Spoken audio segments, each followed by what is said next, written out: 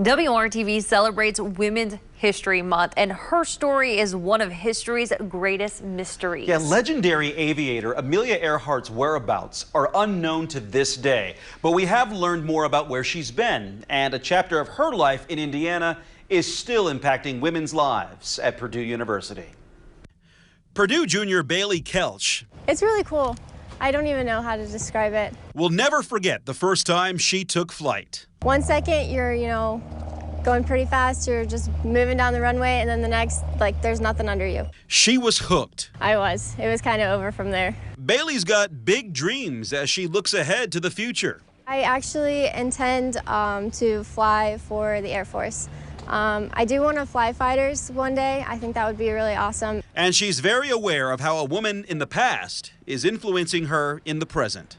If you Google famous aviators, just aviators, the first person that popped up is not Charles Lindbergh, not Chuck Yeager, not the Wright brothers. It's Amelia. Amelia Earhart, the first woman to fly solo across the Atlantic Ocean, the first woman to fly solo coast to coast, the first person to fly solo from Oakland, California to Hawaii. I could go on and on about all of the firsts she accomplished, all of the, altitude, speed, distance records she broke. I can't get enough of her. She was an author, an advocate for women's rights, a public speaker, and eventually a member of the Purdue University faculty. He invited her to come and be a visiting professor.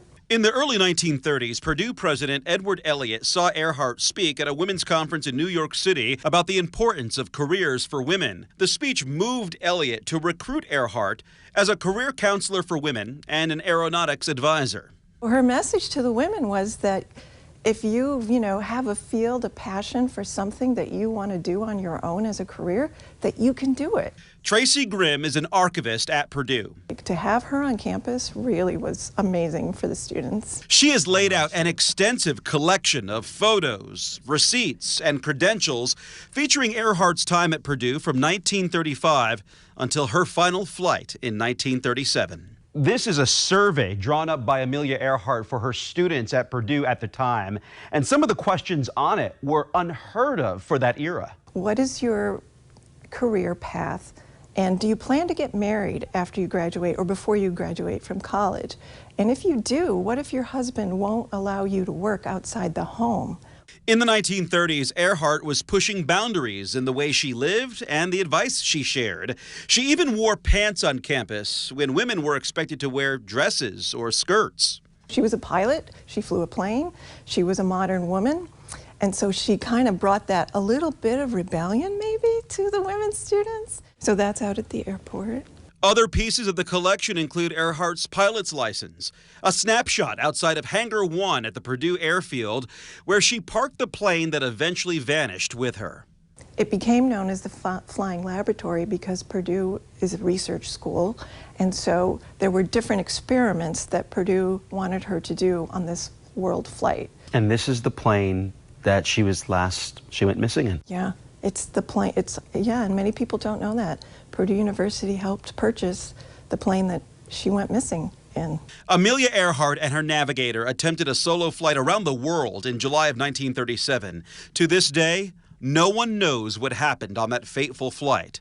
But this document, a Coast Guard dispatch log in the Purdue collection, details one of the last known communications with Earhart and the Flying Laboratory.